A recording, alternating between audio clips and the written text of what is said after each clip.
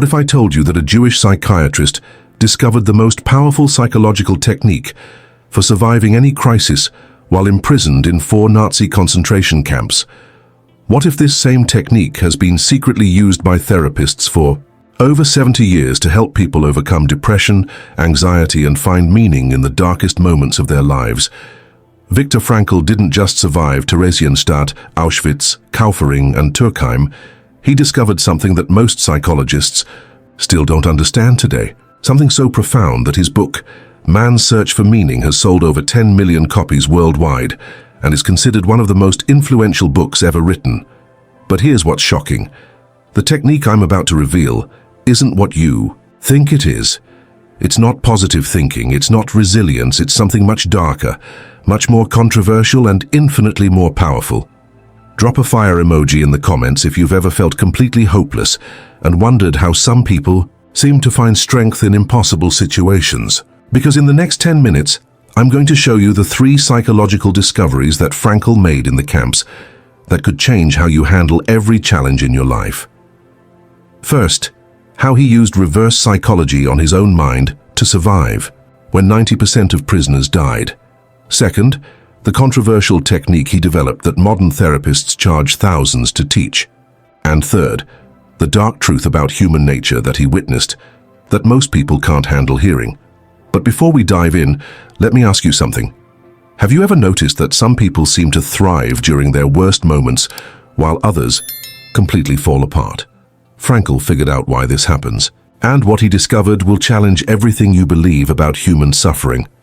Look, I've been studying psychology for years, and nothing prepared me for what I learned about Frankl's techniques. This isn't some feel-good motivation.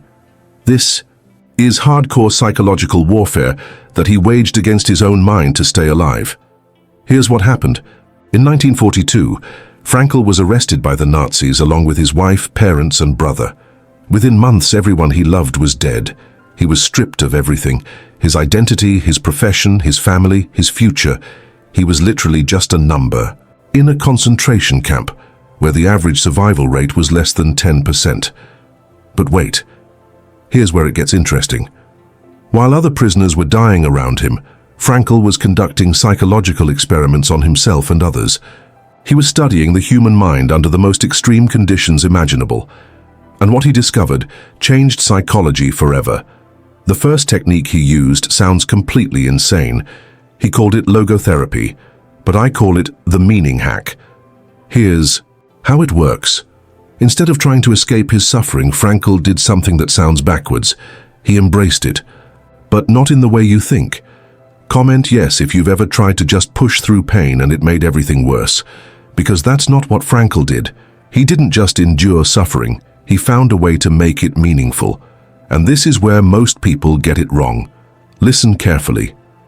Frankl realized that you can't control what happens to you, but you can always control what it means to you. This sounds simple, but it's revolutionary. He literally reprogrammed his brain to find purpose in the most purposeless situation imaginable. Here's a real example from his time in Auschwitz. Every morning, prisoners had to march to work sites in the freezing cold. Most prisoners saw this as torture. Frankl saw it as an opportunity to study human behavior under extreme stress. He was literally conducting research while marching to his potential death. But this changes everything. While other prisoners were focused on their suffering, Frankl was focused on his mission. He had convinced himself that he needed to survive, to share what he was learning with the world. This gave him a reason to live when everyone around him was giving up. Now in 3 minutes, I'll show you the study that shocked even Harvard psychologists when Frankl presented it after the war. But first, you need to understand the second technique he used. This one is darker. Frankl discovered that the human mind has a twisted relationship with control. The more you try to control your emotions, the more they control you. So he did something counterintuitive. He gave up trying to control his fear, his anger, his despair. Instead, he became an observer of his own mind. He would literally watch, himself being afraid without trying to stop it. He would study his own emotional responses like a scientist studying lab rats. This created psychological distance between him and his suffering. Hold on, because what I'm about to show you will Blow your mind. Modern neuroscience has proven that this technique actually rewires your brain. When you observe your emotions instead of identifying with them, you activate the prefrontal cortex, which is responsible for rational thinking and emotional regulation. But Frankl figured this out 80 years ago without any brain scans or scientific equipment. He discovered it through pure survival instinct and psychological experimentation on himself. The technique I'm about to reveal in Minute 7 has transformed millions of people's lives and is now taught in therapy sessions that cost $200 per hour. But Frankl developed it while eating soup made from grass and sleeping on wooden planks surrounded by death. Here's what he observed. The prisoners who survived weren't necessarily the physically strongest or the most optimistic. They were the ones who had found a reason to live that was bigger than their current circumstances. Frankl called this the will to meaning.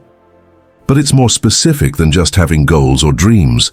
It's about finding significance in your suffering. It's about believing that your pain serves a purpose, even if you can't see it yet. Wait until you hear what happened next. After liberation, Frankl went back to Vienna and started treating patients using the techniques he developed in the camps. The results were incredible. People who had been suicidal for years suddenly found reasons to live. Depression that had lasted decades disappeared in weeks. But here's where it gets controversial. Frankl's approach was the opposite of what most therapists were doing. Instead of trying to eliminate his patients' suffering, he helped them find meaning in it. Instead of promising them happiness, he taught them how to find purpose in their pain. One of his most famous cases was a woman who had been depressed for 20 years after losing her son. Every therapist had tried to help her get over her grief. Frankl did something different. He asked her what her son's death meant to her. She said it meant that she had loved someone so deeply that losing them destroyed her. Frankl helped her see that her grief was actually proof of her capacity for love. Her suffering became meaningful because it honored her son's memory. This changed everything for her. Within months, she had started a support group for other mothers who had lost children. Her pain became her purpose. Her wound became her gift to the world. Frankl discovered something that most psychologists missed. Humans don't just want to be happy. They want their lives to matter. They want their struggles to count for something. They want their pain to have purpose. But before we continue, let me ask you something. Have you ever noticed that your worst experiences often become your greatest teachers? Have you ever realized that the things that almost broke you actually made you stronger? That's not a coincidence. That's how the human mind works when you understand what Frankl understood. The technique I'm about to reveal has been hidden from most people because it challenges the entire self-help industry. It suggests that the goal isn't to eliminate suffering, but to transform it into something meaningful. Here's the third and most powerful technique Frankl used. He called it the defiant power of the human spirit. This sounds inspirational, but it's actually quite dark. It's based on the observation that humans have an incredible capacity to find meaning in meaningless situations. Frankl noticed that even in the concentration camps, people found ways to maintain their dignity, their values, their humanity. They shared food when they were starving. They comforted others when they were dying. They told jokes when everything was hopeless. This defiance wasn't just emotional, it was psychological warfare. By maintaining their values in a valueless environment, they were asserting their freedom even in captivity. They were proving that no external force could control their inner world. Look, this is profound. Frankl realized that the last human freedom is the freedom to choose your attitude in any given situation. Even when everything is taken from you, you still have this choice. And this choice is where your power lies. But wait, there's more. Frankl observed something that will change how you see every challenge in your life. He noticed that the prisoners who survived had developed what he called tragic optimism. This wasn't positive thinking, it was something much more sophisticated. Tragic optimism is the ability to maintain hope in spite of pain, to find meaning in spite of suffering, to say yes to life in spite of everything. It's not about denying reality, it's about transcending it. Here's how this applies to your life, right now. Whatever you're going through, whatever challenge you're facing, whatever pain you're experiencing, you have three choices. You can be overwhelmed by it. You can try to escape from it, or you can find meaning in it. The first two choices make you a victim of your circumstances. The third choice makes you the author of your story. This is what Frankl discovered in the darkest place on earth. This is what he taught to thousands of patients after the war. This is what has helped millions of people transform their lives. Frankl's technique works because it's based on a fundamental truth about human nature. We are meaning-seeking creatures. We can endure almost anything if we can find significance in it. We can survive almost any suffering if we believe it serves a purpose. But this knowledge is usually only available to people who can afford expensive therapy or who have read deeply into existential psychology. Most people never learn that they have this power. Most people spend their entire lives being victims of their circumstances instead of masters of their meaning. The next part will change how you see everything. Frankl didn't just develop these techniques for survival. He turned them into a complete system of psychotherapy that has helped millions of people find purpose in their pain. He called it Logotherapy, which literally means healing through meaning. It's based on 3 core principles that challenge everything modern psychology teaches about happiness and success. First principle: life has meaning under all circumstances, even the most miserable ones. This isn't feel-good philosophy. This is based on Frankl's observation that humans can find significance in any situation if they look for it in the right way. Second principle: our main motivation for living is our will to meaning. This contradicts both Freud, who said we're driven by pleasure, and Adler, who said we're driven by power. Frankl discovered that we're actually driven by purpose. Third principle: we have the freedom to find that meaning. No matter what happens to us, we always have the choice to decide what it means to us. This is the ultimate human freedom and the source of our psychological strength. These principles sound simple, but they're revolutionary. They suggest that the goal of life isn't to be happy, but to be meaningful. They imply that suffering isn't something to be avoided, but something to be transformed. Here's exactly how this works in practice. When Frankl's patients came to him with depression, anxiety, or addiction, he didn't ask them what was wrong with them. He asked them what was meaningful to them. He didn't focus on their problems, he focused on their purpose. He would ask questions like these: what would you regret not doing if you died today? What cause would you be willing to suffer for? What legacy do you want to leave? What meaning can you find in your current struggle? These questions forced his patients to shift their focus from their pain to their purpose. They stopped seeing themselves as victims and started seeing themselves as heroes in their own stories. They found reasons to live that were bigger than their reasons to give up. The results were incredible. People who had been in traditional therapy for years would experience breakthrough moments in just a few sessions. Suicidal patients would discover reasons to live. Addicts would find the strength to get clean. Depressed individuals would uncover sources of joy and purpose. But here's what's most powerful about Frankl's approach. It doesn't promise that life will get easier. It promises that life will get more meaningful. It doesn't guarantee happiness. It guarantees purpose. And purpose, as Frankl discovered, is more powerful than happiness. Think about it this way. Happiness depends on circumstances. Purpose transcends circumstances. Happiness comes and goes. Purpose endures. Happiness is about feeling good. Purpose is about doing good. This is why Frankl's book has sold over 10 million copies. This is why his techniques are still taught at Harvard and other top universities. This is why logotherapy has helped millions of people around the world. Because it addresses the deepest human need, which isn't the need to be happy, but the need to matter. Now let me walk you through exactly how you can apply Frankl's techniques to your own life. The first step is to stop asking why me and start asking what now. Instead of focusing on why you're suffering, focus on what you can do with your suffering. Every challenge in your life is raw material for meaning. Every setback is an opportunity for growth. Every loss is a chance to discover what really matters. Every struggle is a test of your character and a chance to develop strength. The second step is to identify your unique mission. What are you here to do that no one else can do? What problem are you uniquely qualified to solve? What gift do you have that the world needs? What meaning can you create from your experiences? This isn't about finding your passion or following your dreams. This is about discovering your responsibility to life. What does life expect from you? How can you serve something bigger than yourself? What legacy do you want to leave?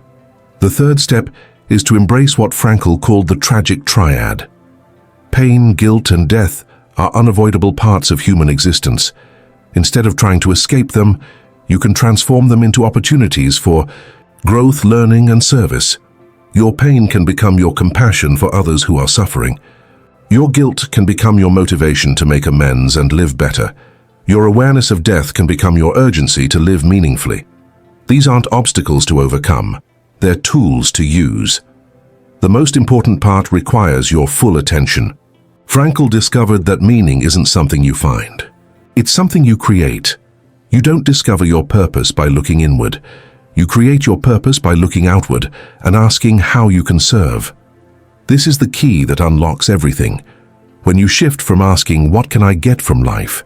to asking, "What can I give to life?" everything changes. Your problems become smaller.